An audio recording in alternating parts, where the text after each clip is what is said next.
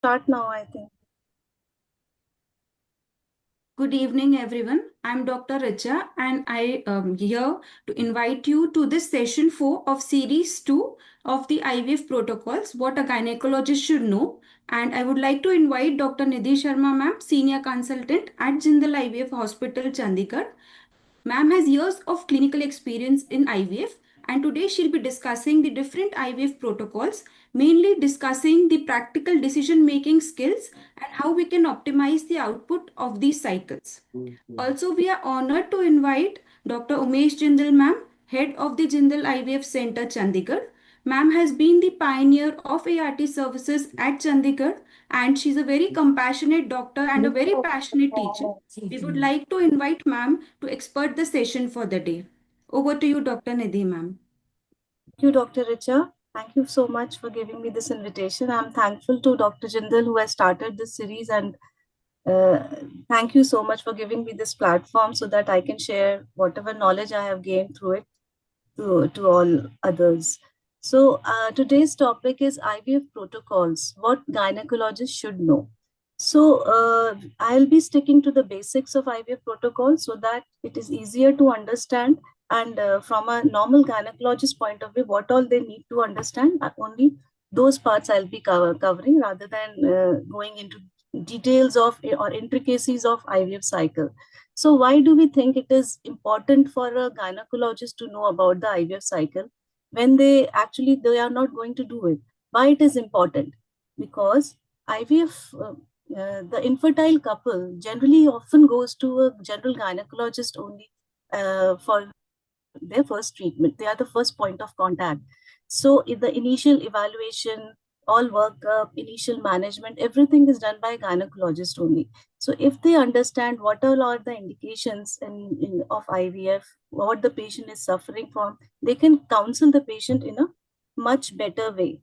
They can identify the right candidates for which timely referral of IVF is required. So that will help in decreasing the time to pregnancy as well as decrease their mental and physical drain which the IVF cycle may cause to them. It is very important for patient counseling because IVF is a complex process. It is not only costly, it because its success rates are limited.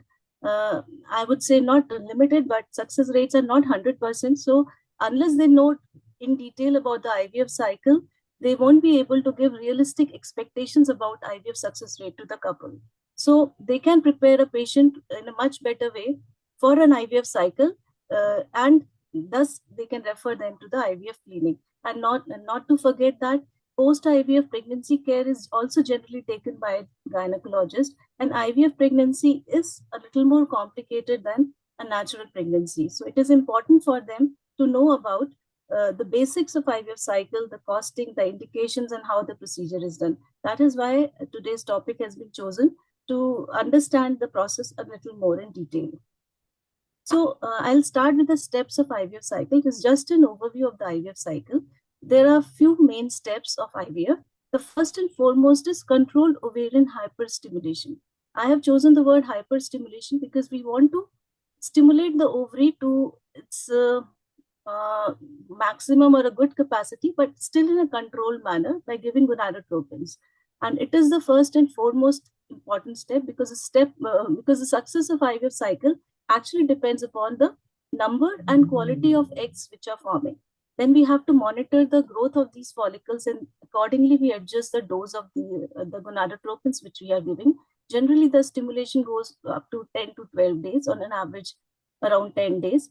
Then when the follicles are growing, we have to give something to inhibit the natural LH surge which is coming in the body so that they do not ovulate inside on their own. And next, after controlling the LH surge, once the follicles are mature, reach optimum size, we have to give an ovulation trigger. And after calculated hours of 34 to 36 hours, we do oocyte retrieval. We take out those eggs.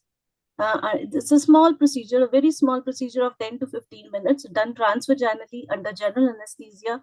We take out all those oocytes in the lab. We subject them to fertilization by either IVF or ICSI, and whatever blastocysts are forming after 5 days, we either go for embryo transfer or vitrify them according to whatever the indication of IVF suggests us or the patient wants. So this is how these are the broadly steps of IVF cycles in which IVF is done. So what is the goal of controlled ovarian stimulation in IVF?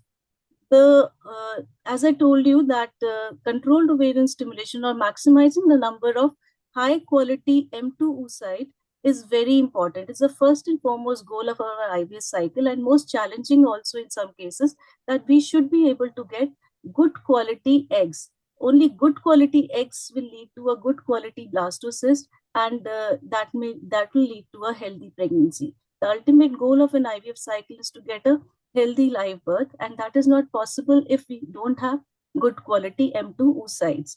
So the first thing is that we have to maximize and we have to optimize our stimulation in a way that we get good number of good quality M2 oocytes, and this should be done at the cost of, we should not be compromising our safety in gaining this goal.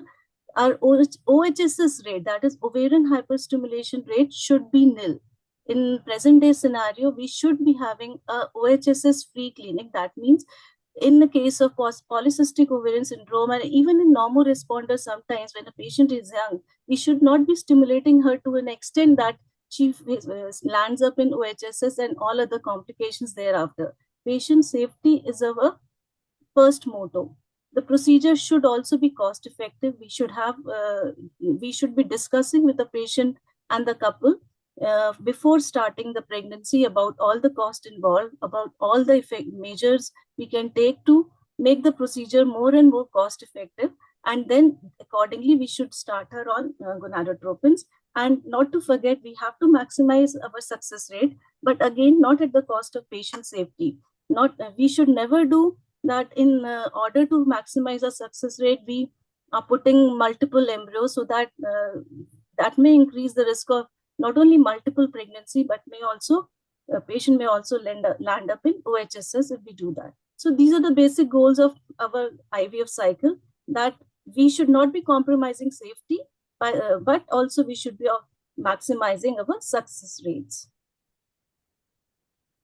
So how multifollicular development done in IVF? We know that in a natural cycle, only one egg forms. Why does this happen?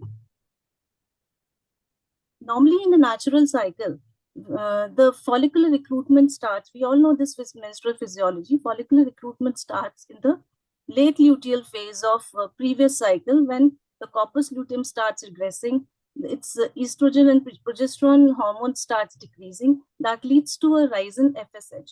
So this FSH in the luteofollicular transition phase leads to recruitment of a dominant follicle from the pool of primordial, from the pool of antral follicles which are present there. So when this follicle starts increasing, estrogen hormone starts coming. And this rising estrogen hormone puts a negative feedback on the FSH release from pituitary, and the FSH hormone start decreasing.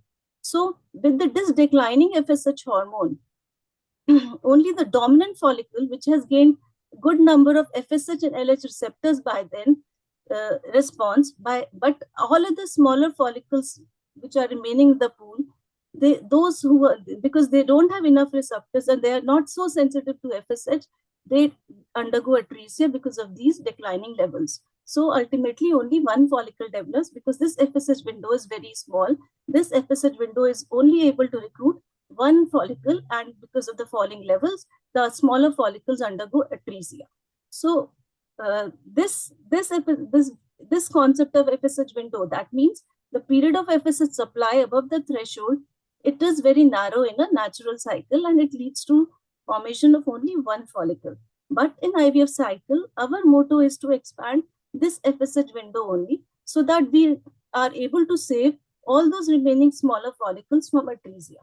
So this is done by giving either exogenous FSH, which we give. We start with giving patient gonadotropins from the very early of the cycle, and then we maintain this FSH level till the time of ovulation trigger. So this FSH window is expanded, and it rescues all the smaller follicles, and that's how we get the multifollicular development in an IVF cycle. So this can also be done if we give anti-estrogens like SERM or aromatase inhibitors, because they will inhibit the negative feedback and maintain the FSH window for longer. So this is how multifollicular development is achieved in an IVF cycle. So we have different IVF protocols. So there are conventional protocols, then some minimal stimulation protocols, and these days we have some modified protocols also. The convention protocol include the long down-regulation agonist protocol and a short antagonist protocol. Minimal stimulation protocols are with the oral drugs.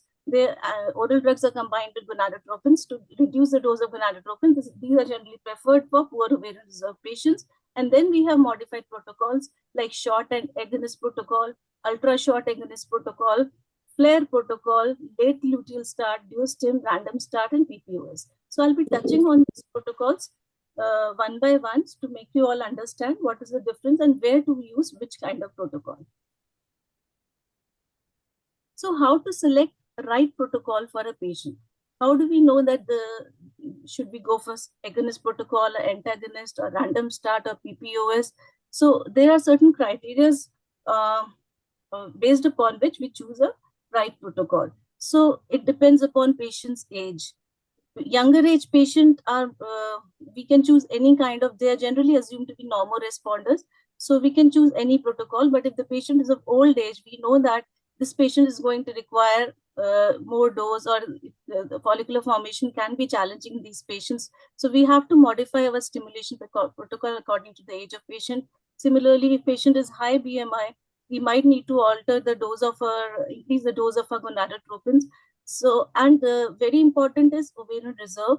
Ovarian reserve assessment is always done before starting the patient cycle.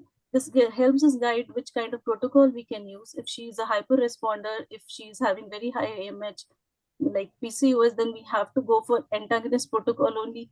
We cannot try agonist protocol in this patient. So ovarian reserve gives us a very important clue, very good clue about how to start a patient cycle.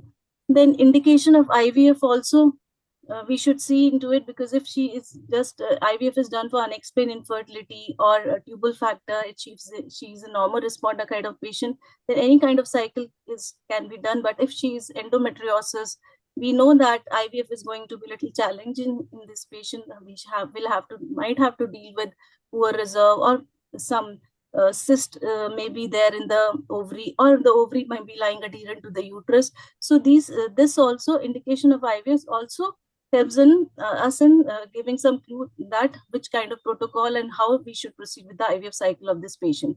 And then it is very important that we should look into the previous IVF paper cycle records if the patient is having. Most of the time, patient doesn't bring cycle records, details of the previous IVF cycle if they have undergone. But we should try to dig into the history of previous cycles, try to make them recollect what dose and how many duration days of injections were given, how many number of eggs were formed, were they M2, how many embryos finally they got. So this kind of history gives us very important information about how the patient is going to respond in our cycle. We want to modify our cycle. We are going for second cycle because we want to do something better. So we have to dig into the previous cycle's history to modify our protocol in this cycle. And of course, not to forget that we should also look into the financial aspects of the IVF cycle. For maximizing the success rate doesn't mean that we keep on increasing the cycle cost. We have to discuss with the patient about his financial independence, and his preference also, like how much he can spend on the cycle. Accordingly, we can alter our protocol. So how do we categorize patient according to the patient characteristics? How will we, in the previous slide, I discussed that there were many factors accordingly which can influence our decision to take the kind of protocol. So how do we characterize patient? Patient can be a normal responder. Normal responder patient is like if the patient is young, if AFC is good, 8 to 12 per ovary, if her AMH is also good, if the IVF is to be done only for unexplained or tubal factor infertility, and there is no history of poor or hyper response. So we can label the patient as normal responder. Normal responder patient IVF cycle is simple, and we can be at peace that of course that we are not going to deal with many challenges in this kind of patient. The other one is hyper responder. If she's a PCOS with very high AMH or very high AFC, then we have to, or if she has any past history of OHSS or history of retrieval of many oocytes, more than 18, 20 oocytes also you can find in some patients' history. So we have to be very cautious while stimulating this kind of patient, because we don't want her to land up in not only OHSS, but sometimes because of very big and heavy ovaries, we have seen patients landing up in severe pain, torsion, everything can happen in these kind of ovaries. So we have to be really cautious in stimulating a PCOS patient. The other one can be the hyporesponder. Hyporesponder patients will be of advanced age. They could be of advanced age, more than 40, if they have low AMH, if they have low AFC, if there is any history of previous poor ovarian response, or if they have any endometriosis. So these kind of patients could be hyporesponder. So accordingly, we will modify our cycle depending upon these factors. So now we will go into few case histories, and according to the patient, we'll discuss some IVF protocols that will help us understand better, like in which kind of patient which cycle is to be done. So case number one is Mrs. X. She's young, 32 years, married for 7 years with primary infertility. She has regular periods. BMI is 25. Husband semen analysis is normal. HSG is normal with bilateral patent tubes. On ultrasound, AFC is also good, 10 to 12 per ovary. AMH is 2.56, FSH is 5.6. So everything is normal. She has also undergone 5 cycles of IUI earlier, and which had failed. And now she is tired of all this treatment and wants to plan an IVF cycle. So how will we go about it? What will we counsel? If we look at the patient characteristics, she is young, 32 years. Her AMH is ovarian reserve is good, and IVF is to be done only for unexplained infertility. So we can label her as she is a normoresponder. So in normoresponder patients, which kind of protocol would you like to use?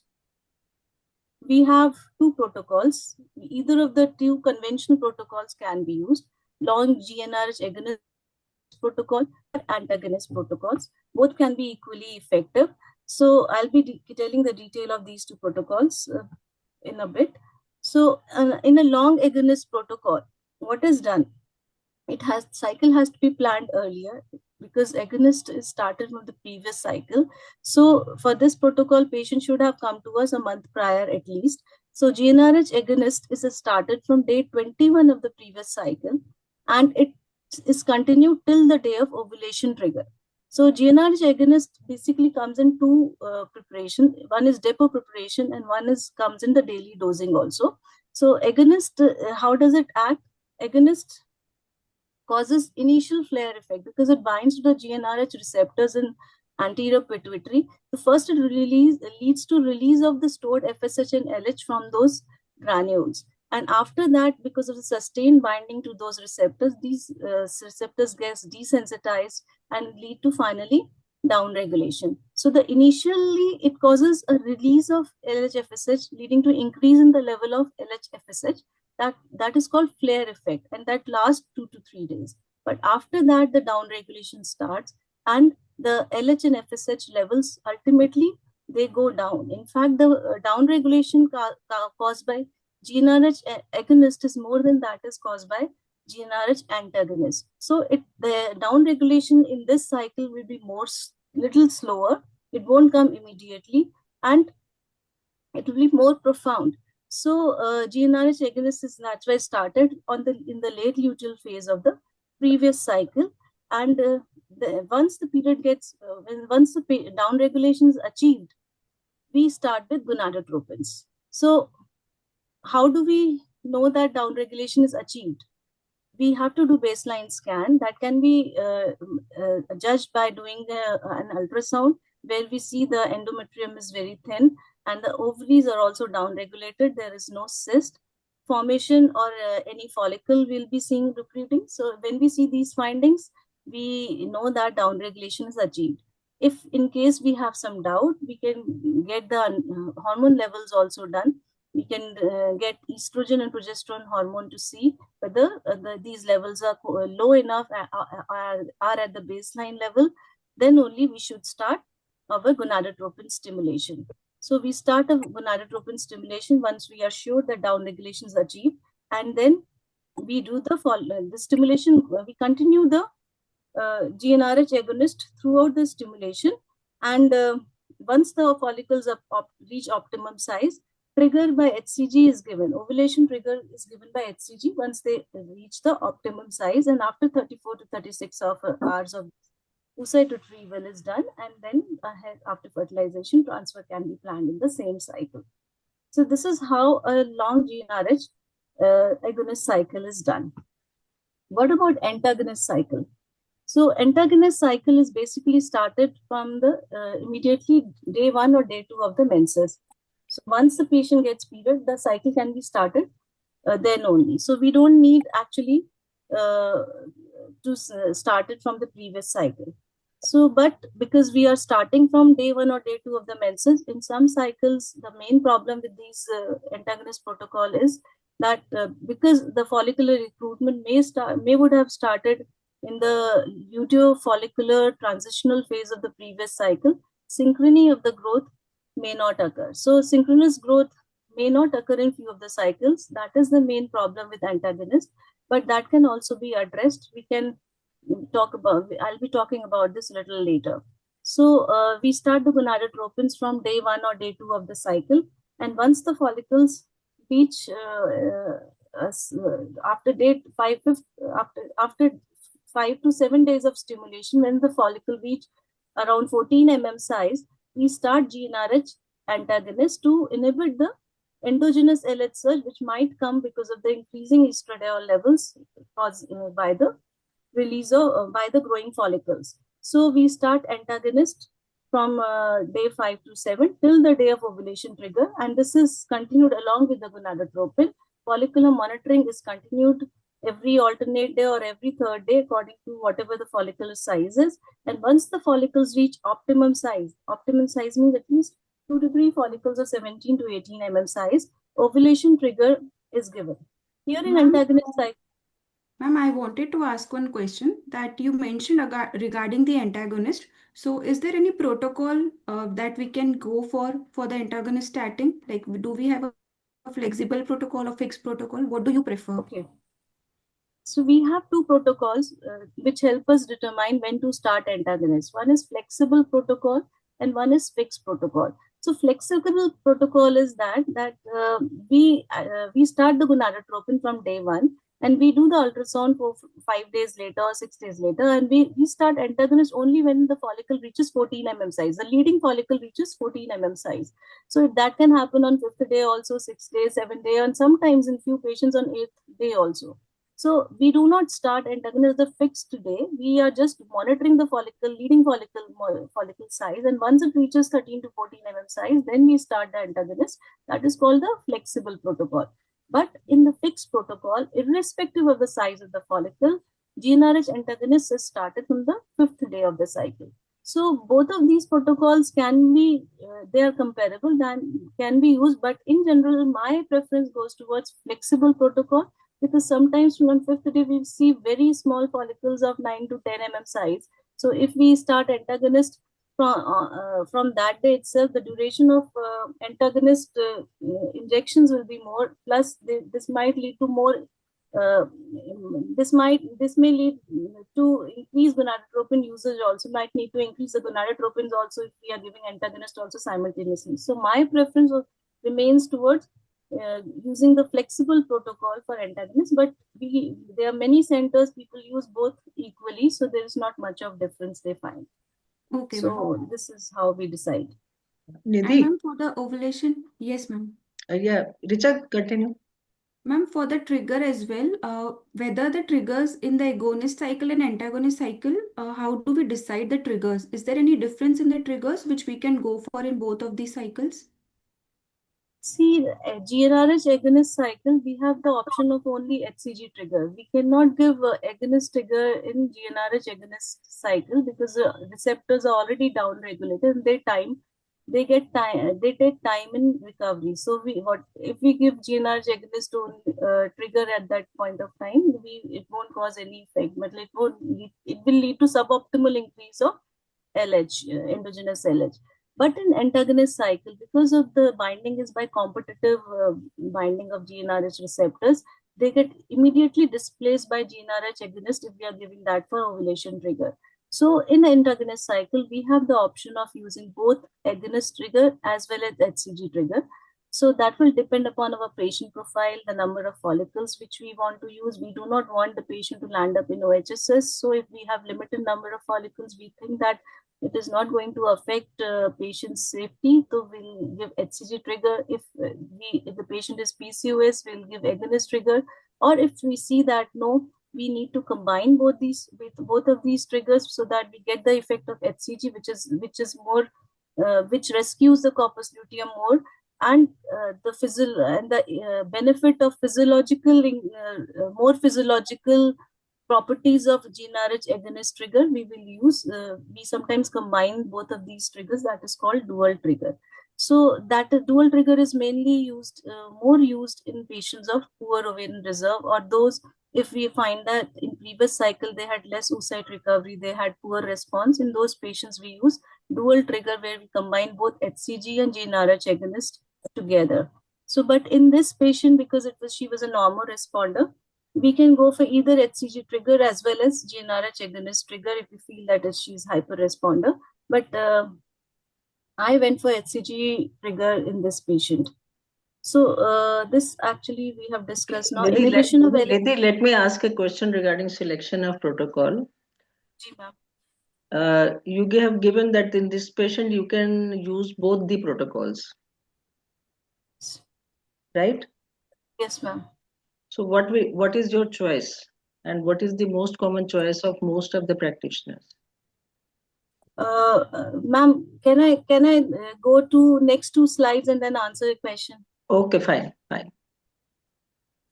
Okay, so this inhibition of LH surge, we have discussed already that in antagonist cycle, we start the antagonist from day 5 or day 7 by both of the protocols. In long agonist, we actually don't need to do anything because we are already continuing the GnRH analog, and that leads to suppression of FSH and LH both from pituitary, and there is no endogenous LH surge in those patients. So to compare this is to answer your question, ma'am. To compare long agonist protocol with antagonist protocol, how do we compare? How do we select which protocol for normal responder or hyper responder? What is the basic difference between these protocols? So long agonist protocol is started premenstrually. It has to be planned early. We cannot just sometimes patient just lands up on day 1 or day 2 of cycle and they are totally prepared to start their IVF cycle. So long agonist protocol cannot be used in them, but antagonist protocol is more flexible. It is easy to start. You can just start on day 1 whenever the patient is entering your clinic and wants to get an IVF cycle started. We can easily start it. We just do ultrasound to see whether there's no contraindication to start IVF cycle. We can start. So it's flexible. It's very easy to start. The other thing is in long agonist protocol, there's initial flare effect. Sometimes cyst formation also occurs because of the initial rise of FSH-LH. That is not there in antagonist protocol. The down regulation is slow and more profound in agonist protocol. So more profound means it leads to more decline in the level of E2 and LH levels. But the advantage is the cohort will be more synchronous cohort.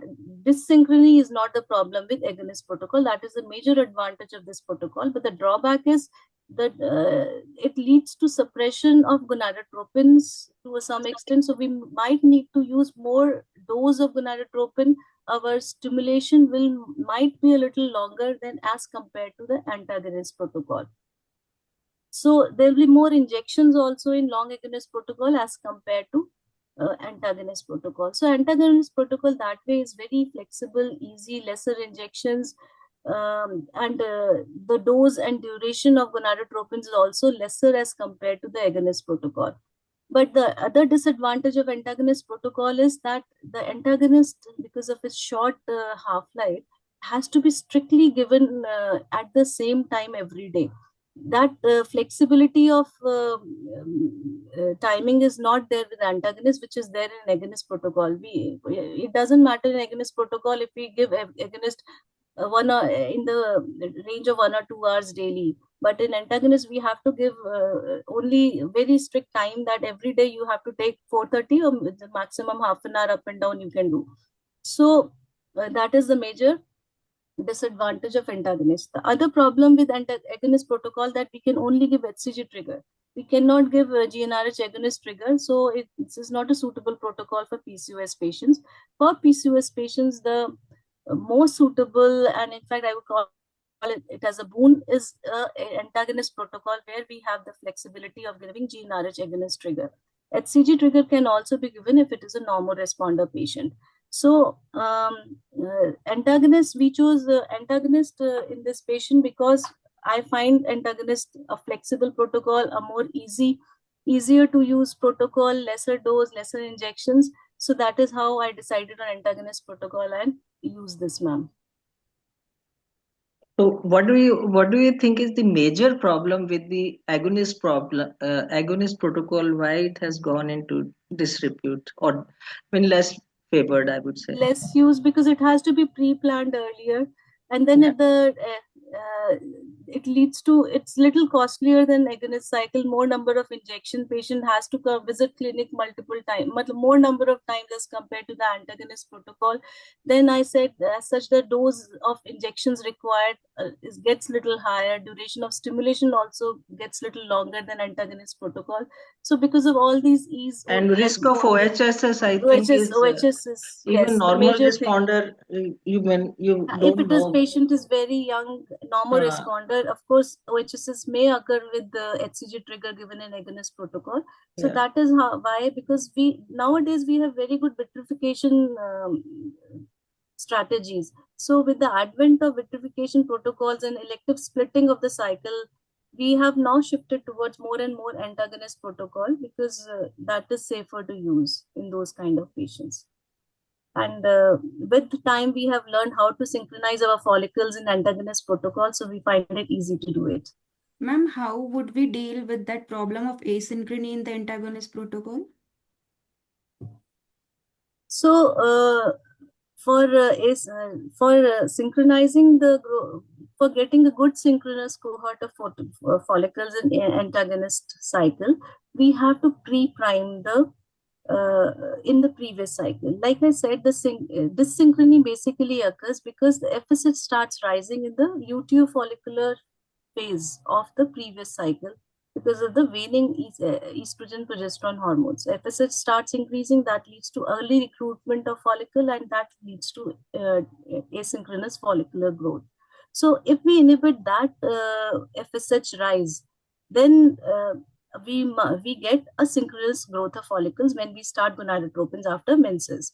So to inhibit that FSH, we have 2 or 3 things which we can use. We can start we can put patient on estradiol valerate 2 milligram twice daily, and this has to be started from day 21 of the previous cycle. This estrogen levels then doesn't let FSH to rise premenstrually, and that it can be given till the time of menses, or if we want to postpone till 4th-5th day of menses also, if we want to do a late start protocol.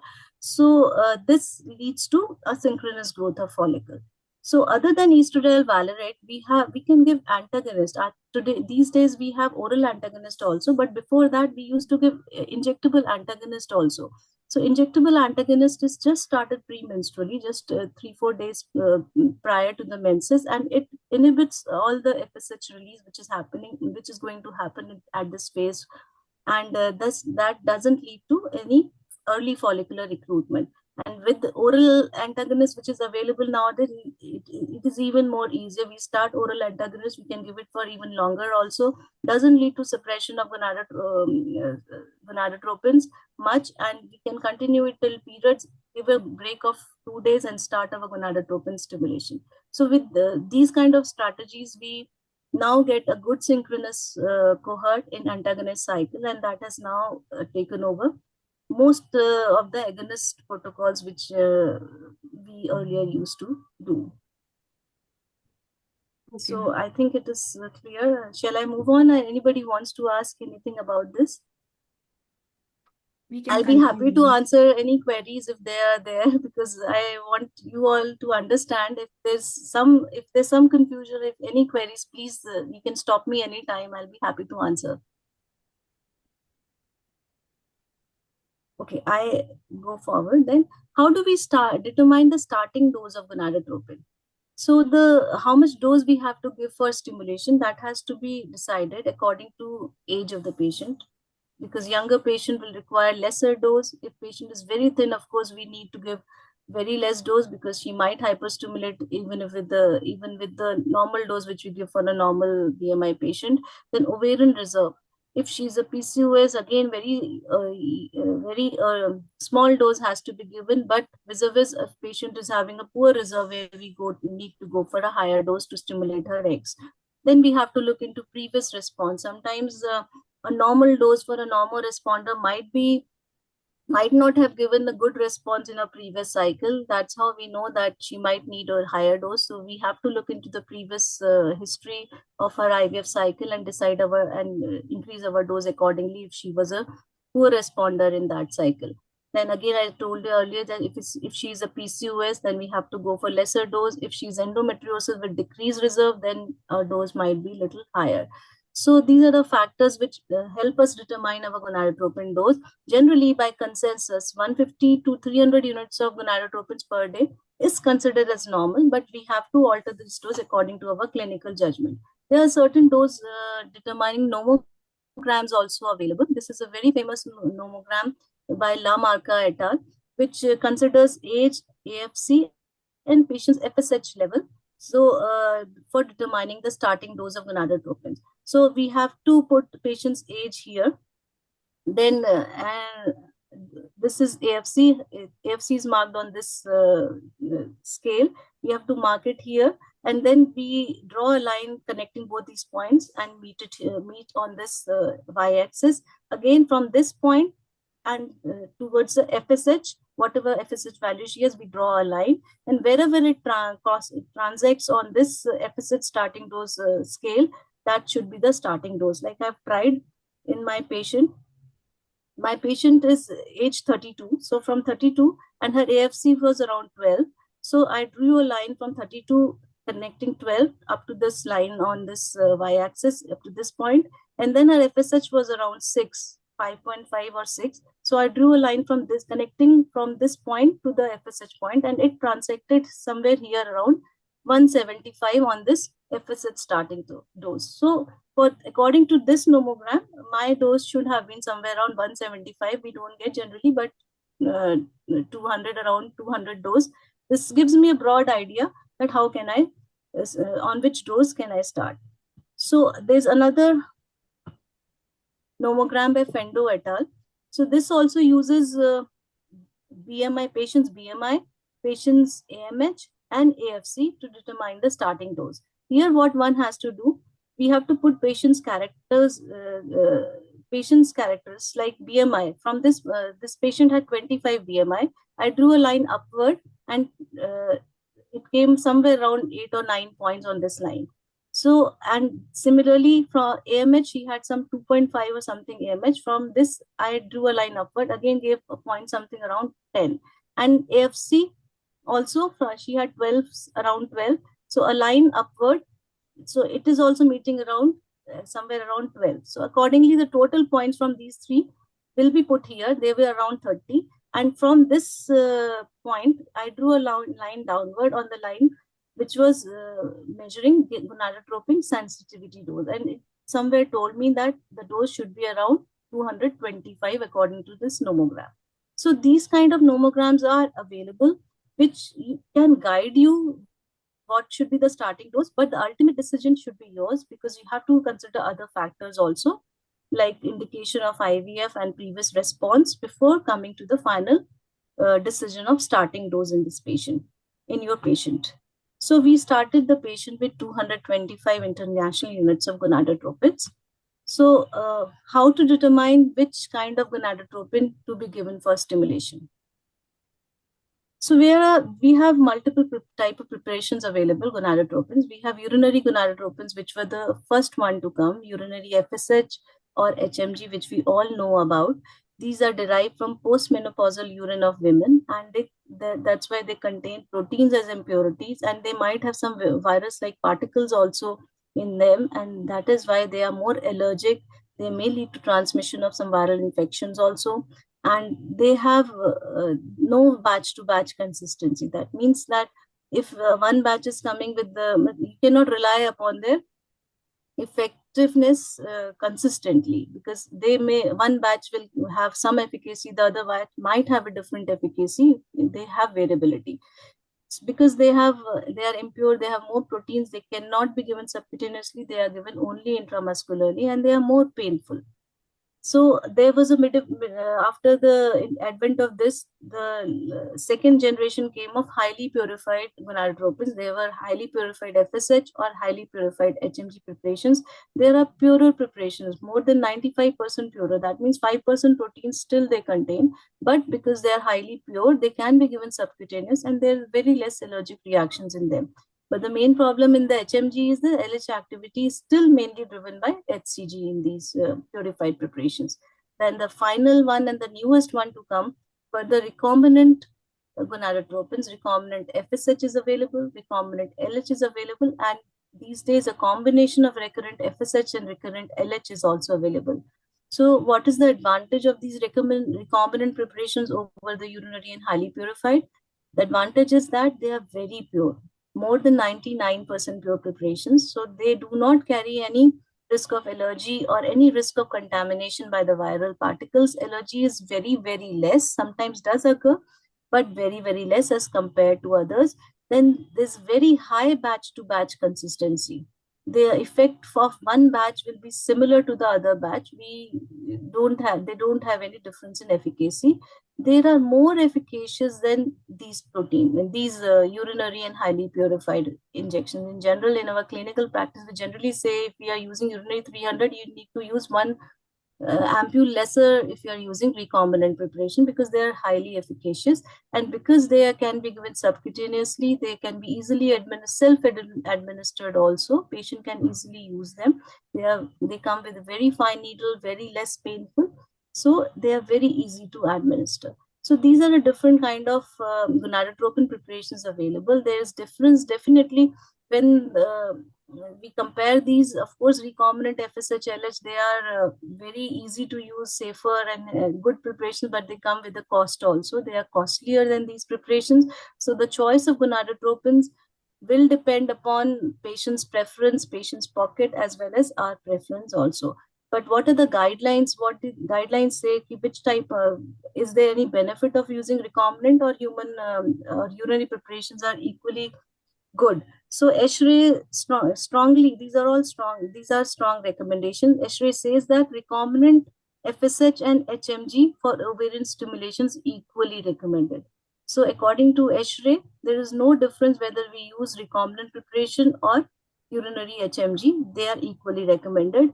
And again, if we compare recombinant FSH with highly purified FSH for ovarian stimulation, that is also equally recommended. These are strong recommendations.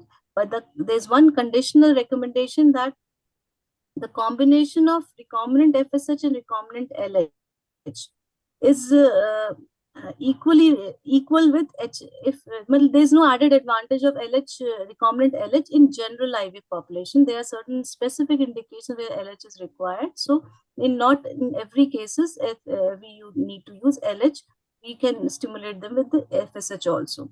So these are the ESHRE recommendations. That means the efficacy of FSH and HMG as compared with recombinant preparations is almost equal, but there's a difference in safety, there's difference of efficacy, dose requirement, there's difference of patient's ease. Accordingly, we decide which preparation we want to use. So in my patient, because we generally use recombinant preparation because this patient was affording also, we discussed with the patient before starting the cycle and we put her on recombinant FSH stimulation.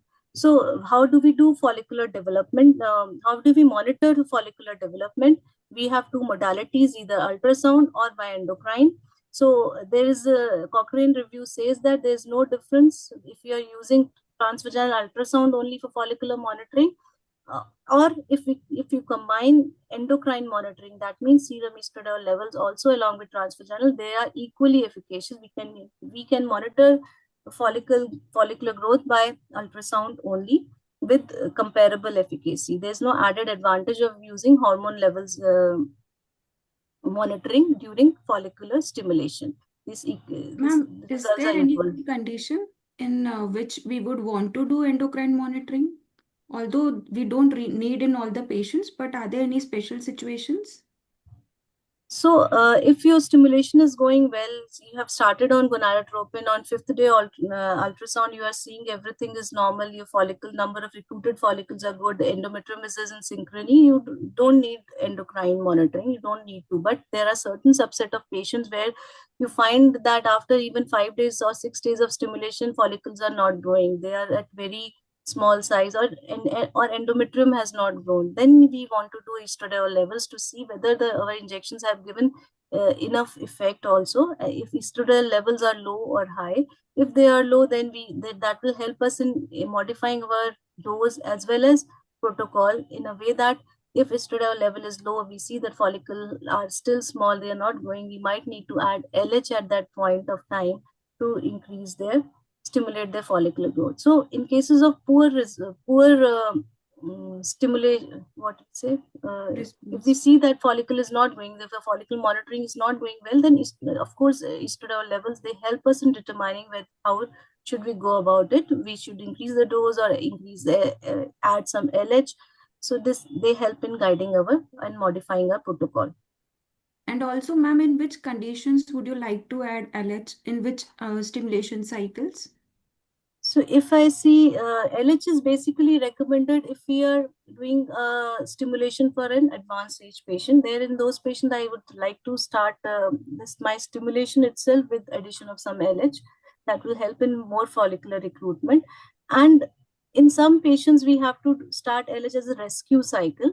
Rescue cycle means after 5 or 7 days of stimulation, if my follicles are still not growing with whatever dose of FSH I am giving, and my estradiol levels are low, then I would like to add LH here because that may help in increasing the sensitivity of the follicles towards FSH, so might give me a better response. So these are the only two indications where I add LH, either in advanced age group or wherever follicles are not growing properly. Also, ma'am, we have one question. I would like to mention that question. So the Yes. question is that if in a poor ovarian reserve patient, only 5 follicles are there, and that is they got 5 oocytes, and from that they got 2 M2, but finally no fertilization. So in the next cycle, what else can be done? Any adjuvants should be used prior to the next stimulation cycle for this patient. So this patient has basically oocytes Follicles? were there. Yes. 5 oocytes were also there. Yes, ma'am. 5 oocytes, Five, 2 M2, but but two no M2. fertilization. So we definitely adding adjuvants in this kind of patient where the quality of oocyte was not good, and we didn't have any. But it was total fertilization failure also. Even those two Mhm. M2 oocytes were not able to fertilize. We have to look into the male factor also, why they didn't fertilize, and we have to investigate this patient properly. We have to see her partner's semen DFI ROS levels also, and if they are normal for herself, we should add adjuvants, and we should start androgens from the very early. There's some role of adding growth hormone also in these kind of patients from the very start of cycle, and I would like to start the stimulation with addition of LH in next cycle if you want to do. So antioxidants should be given prior to starting the cycle, maybe for 2 to 3 months, so that we whatever follicles we are getting, they are of good quality and we are able to achieve some fertilization. Apart from this, there are certain different causes of fertilization failure also. So we have to look into the complete history of what had gone wrong in this patient, what kind of gonadotropin was used. And you said that there were 5 follicles. So what was the basically fourth in this patient? What was the AFC and AMH? So that will also help me in adjusting my dose. Also, whether it was she had a AFC of 4 to 5 only, and all those we were able to stimulate and get the oocyte from only the, then we don't need to increase the dose. But of course, addition of LH will help in these kind of patients. So we have to I look want into to make multiple factors. I want to make one comment here because Nidhi, we don't have much time left here, so we can Okay, discuss this case as an example of poor responders, right? okay, ma'am. Okay, okay, ma'am. Ji. So I'll go first, Hanji. yeah, So this is how we stimulated this patient. So we stimulated her for recombinant deficit for 10 days and we got 11 follicles. We gave her HCG trigger and we retrieved the oocytes, 9 M2 oocytes we retrieved, and 5 good blastocysts were vitrified on day 5. So we now move on to next case. just a minute. Let's go back to the that poor responder patient because then we'll not have any time to discuss that. Ji, So ji. what I want to say here, the question was regarding the adjuvants. So one has to be very clear. At till till now, there is no adjuvant which has been of proven benefit. So we do add adjuvants, but still the inherent capacity or inherent quality of the oocytes are the determining factor. And Yes, ma'am. another thing I would like to do in this patient is to go for an agonist protocol because out of 5 follicles, only 2 were M2. So if you go for an agonist protocol in such a patient, maybe you will get a better cohort of more synchronous follicles and better chance of getting more M2 sites. Plus, additional, Nidhi, you said that you have to take care of various other factors which could be responsible for fertilization failure. So those obviously have to be there. Yes, ma'am.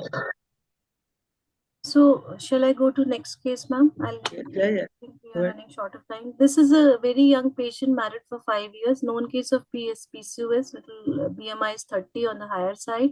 She takes progesterone for withdrawal, and AFC is very high, more than 25 in each ovary. AMH is 9.3. FSH LH ratio is altered. 4 cycles of IUI were done with letrozole, but they all failed. Now she's planning to go for IVF. So this is a patient with of PCOS.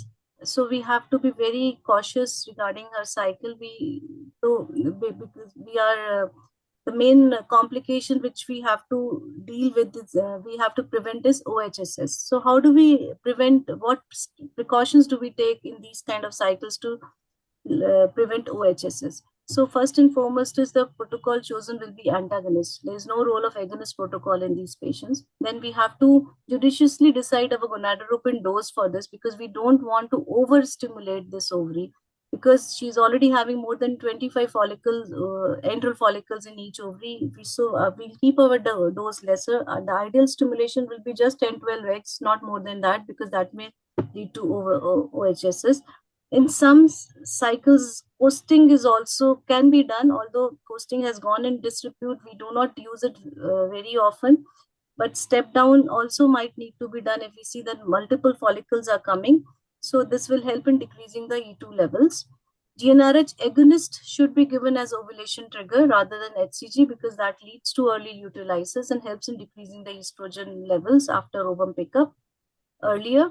And then these are some of the strategies. Cabergoline is started on the day of trigger for 7 days because it acts upon VEGF level, decreases the VEGF levels and decreases the chances of OSS.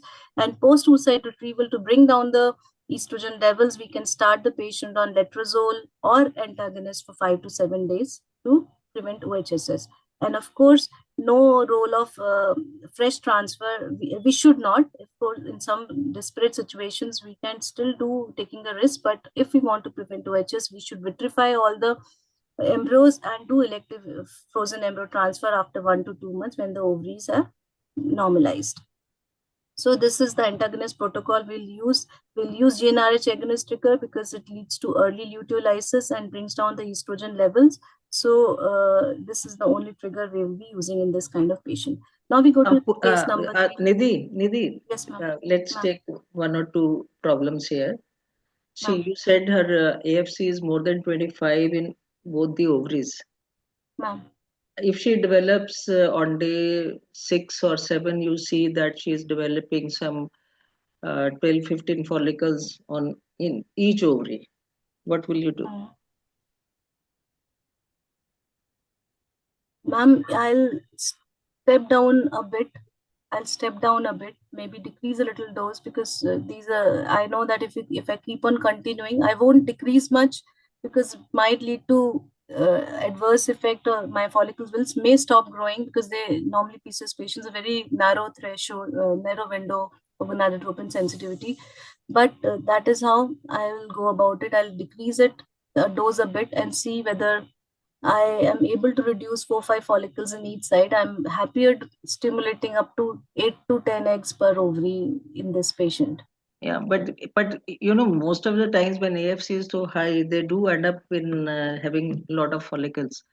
So Then, what I want to emphasize here is with the agonist protocol, we are still quite safe, even if we develop some 25 antagonist and protocol. in antagonist protocol. So we are Yes, ma'am. quite safe that way, and with GnRH trigger, although and we can give an early trigger. You know, normally we wait At the till size of 15 to 16 mm, so that uh, estrogen levels are not elevated up to that extent, thousands. so we are not interested in taking out eggs from all the follicles. That's not the target. And even if you know there are too many follicles in PCO, you may not get good quality or mature oocytes from all the follicles. You still might end up having same 10 to 15 good M2 sites, even if you have some 25 follicles. Yes, ma'am. Yeah, many of the oocytes here are immature. Yes, ma'am. I think the time is actually over. So should we continue or should we stop here? This is the case of just poor ovarian reserve, Yeah, or just shall I I think actually? rapidly you can go through. You can continue. Thanks. You know, thank you, Sujata. Nidhi, continue. Okay, continue. Okay. So this is case number 3. We are discussing a case of poor ovarian reserve now. She's a patient of advanced age, 38 years, married for 9 years, regular cycles, AFC is less, 2 to 3 in each ovary. Her AMH is low, 0.9, FSH is little on the higher side, and wants to plan IVF with her own eggs. So we know that there is a very good classification given by called as Poseidon classification, in which we can categorize our patient. So it has basically classified the patients of poor ovarian reserve and response into 4 groups. Group 1 is a young patient with good ovarian reserve, but in the previous cycle they had an unexpected poor response. So these are kind of patients which we put in group 1. If 1A is when less than 4 oocytes were recovered in the previous cycle, and 1B when 4 to 9 oocytes were recovered in the previous cycle. These were much lesser from what they had been expected to have produce. Group 2 is the same unexpected poor responder, but of the age more than 35. So they have good reserve, but the age is more, but still because of some factors, they had given poor response in the previous cycles. That's why they have been included in the case of poor ovarian responder in Poseidon classification. Now, group 3 and group 4 are expected poor responders. Expected poor responder means that their AFC is less, their AMH is less, and they are having less ovarian reserve, and that's how they are expected to have poor response in the present cycle. But if the age is less than 35, they are put in group 3. And if the age is more than 35, they are put in group 4. So if we look into the characteristics of our patient comes into group 4 Poseidon classification. The main difference between this and this is that because these patients are young, whatever less number of oocytes we are getting, there is low risk of aneuploidy in this group 1 and group 3 patients because they are younger age. But in group 2 and 4, these patients are of higher age, though. So there is a high risk of aneuploidy also in the oocytes, whatever oocytes we are recovering from these patients. So our patient falls in group 4, yeah, advanced maternal age with low ovarian reserve, and she wants to go for IVF cycle with her own eggs. So what should be our target? Our target should be to achieve maximum number of mature oocytes so that we can give her good blastocyst and good chances of pregnancy. So there's this very good calculator, oocyte number estimator, which is easily available on Google. It's free of cost, where you have to put patient's age and realistic chances of success, and then it estimates and give you the minimum number of mature oocytes which are needed for obtaining at least one euploid blastocyst in any patient. So if we put the characteristics of our age and kind of sperm which we are going to use, this calculator in my patient had given that at least 13 mature oocytes will be required if we want to have a 70% probability of a live birth. And for 13 mature oocytes, we know the reserve is just 2 to 3 per ovary, her AMH is 0.9.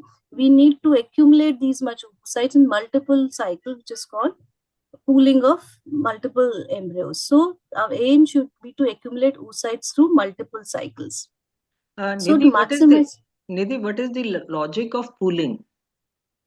the logic of pooling is that we are able to accumulate the oocytes, mature oocytes, and then we have form a blastocyst out of the mature oocytes, and that blastocyst should be of good quality. Then we can go for pre-implantation genetic testing in these blastocysts, and to obtain one good blastocyst we should have at least 4 to 5 other blastocysts, because she is advanced maternal age, she has high risk of aneuploidy. So the pooling of oocytes give us a good cohort from which we can select one good blastocyst and transfer in that patient. That Yeah, will maximize its success rates. yeah, IVF is basically a number game. So more the number of oocytes, more the number of blastocysts, more is the likelihood of Getting a good getting a euploid euploid blastocyst. blastocyst. So that's how you pool, because these days, I mean, we are getting a significant proportion. I would say 25% almost, or maybe higher, of the women who are above 40. And so Yes, ma'am. there's no alternative except to There's advise them there's for pooling. demographic shift in patients coming Yeah, to lot of IVF demographic shift. clinics. Yeah. Yes, ma'am.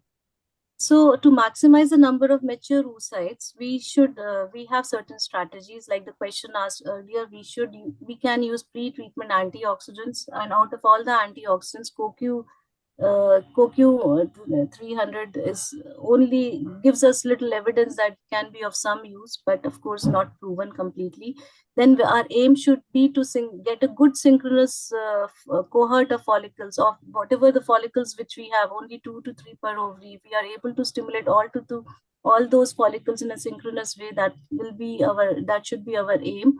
Then in these advanced maternal age patient, we should add LH from the very beginning, because LH also adds in recruiting FSH receptors on the granular cells of antral follicles, so that increases the sensitivity towards FSH and leads to better growth of the follicles. Then we can also give pre-cycle androgens. In the previous cycle, androgens also increases the same way. If we recollect our 2 gonadotropin theory, androgens help us in increasing the steroid levels of the follicle. So if we start androgens in the previous cycle, that also helps in getting a better cohort of follicle. And to improve the oocyte quality, there is some evidence that growth hormone during stimulation can also be added in little small amount for international units per day or so. That might help in increasing the oocyte quality and live birth rate. And then our aim is to collect the oocytes during multiple cycles, either in 2 consecutive cycles in consecutive months, that's called biostim, or we can go for duostim procedure also. That means one follicular phase stimulation, and in the same cycle after oocyte recovery, we do a luteal phase stimulation called duostim. So I think because we can skip these newer protocols because that will become too heavy now, and time okay. is also up. So So this is the last case I am going. I think this should be of interest. Like this is case number 4. The patient is coming from Canada and only for 15 days, and she's landing in a clinic on day 7, and she wants to get her IVF done in these 15 days. So how can we plan this cycle? Can we give her embryos in those 15 days when she's landing up to us on day 7 of her cycle? Yes, we can do that because we can put her on random start protocol. That is the change in theory these days. That earlier we used to think that the follicles can only be stimulated when we start from very early follicular phase of the cycle. But now the theory has shifted. We have continuous recruitment theory. That means there is continuously available recruitable FSH sensitive follicles throughout the cycle, which we can rescue by giving the dose, increasing by giving FSH and stimulate them any time of the cycle. So this stimulation can be started on any day of the cycle. If this, because she's coming on day 7, I expect the follicle will be 10 to 11 so I prefer to give antagonist for 3 days to bring down any FSH and estrogen levels which have already risen on her body. But we can start straight away, start gonadotropin stimulation also. So give her as antagonist for 3 days and then start stimulation by antagonist protocol in this patient in the usual manner. So this is how we can form embryos in those 15 days, vitrify the embryos. Of course, all the embryos in this cycle has to be vitrified, no role of fresh transfer, and she can go back and come back later for ovarian frozen embryo transfer.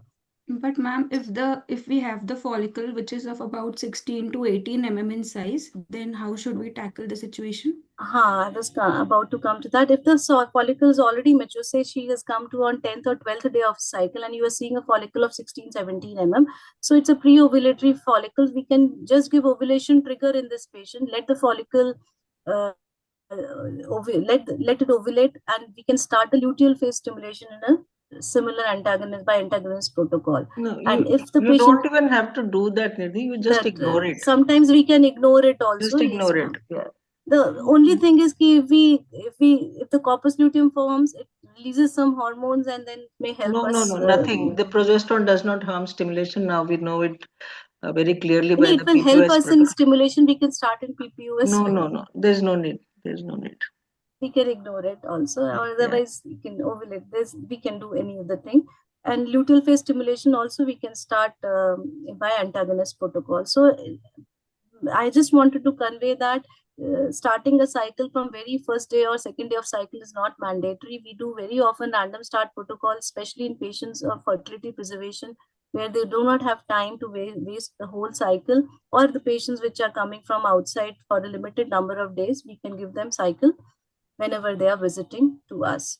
So this is one more protocol which we use very commonly these days. This is progesterone primed ovarian stimulation protocol. Ma'am, shall I go to describe this or I think stop we it here? stop, but the only thing we can say is that we use progesterone instead of we using antagonist, and this has become quite successful because progesterone also inhibits the pituitary Penetrate. and doesn't and stops the release of estrogen and progesterone.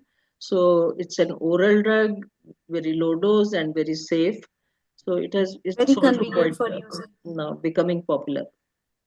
But So this premature is luteinization does occur in some of the patients. yes, Yeah, ma'am. so it's still antagonist is the preferred choice.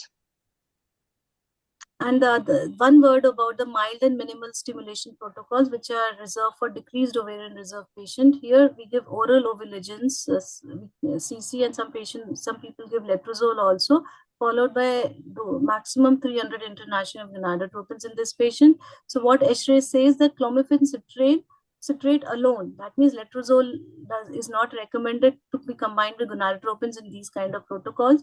An addition of letrozole to gonadotropin stimulation is not recommended. But these are conditional recommendations, so we have to take them with a pinch of salt. So in poor ovarian reserve patients, because the ovarian reserve itself less, to decrease the dose of gonadotropins, we can add CC in these kind of patients. So this was all about I wanted to convey that we should individualize the protocol according to patient needs. No one size fits all. We have to look into all the factors, age, BMI, previous cycle indication, everything to decide our stimulation protocol. Antagonist protocol, because of their ease to use, are increasingly becoming more common and more popular, but we should also look into the safety first. Our goal should be to have an OHSS free clinic. To maximize the success rate, we should not get greedy in by putting multiple embryos or overstimulating the ovaries.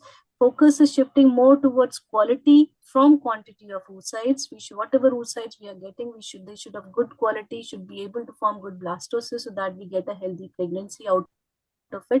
And in all this, general gynecologists play very important role in counseling the patient because they are the first point of contact. They have very good rapport with the patient. They had been dealing with the initial evaluation, initial management of patient, and they can counsel them in a much better way than what an IVF specialist can do. And they also play a very important role in timely referring a patient to IVF clinic to maximize their success rate and to reduce their time to pregnancy. Thank you so much. Thank you. And with Thank, the next topic would be luteal phase support. On 9th January for New Year, I think we are having a gap of 1 week. So it will be on luteal phase support in natural cycle, in clomiphene cycles, IUI cycles, IVF cycles, and during early pregnancy. So we'll try to cover progesterone support during that part in the next session. thank you so much, Thank you Dr. so Jindal much. ma'am. Thank you, Thank Nidhi you, ma'am. ma'am. And I would like to thank everyone for joining. Have a And nice if day. there is still any question, we can still take. Yes, ma'am. You As can of unmute and just ask. if anybody is having any question, please let us know.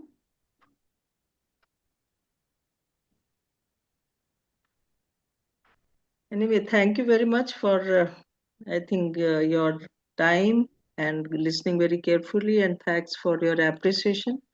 And we would like uh, you to continue to join us, and we hope we'll continue with this series and give you good information. Thank you, ma'am. Thank you, ma'am. Thank you, Thank you. Thank everyone. you, everyone. Bye.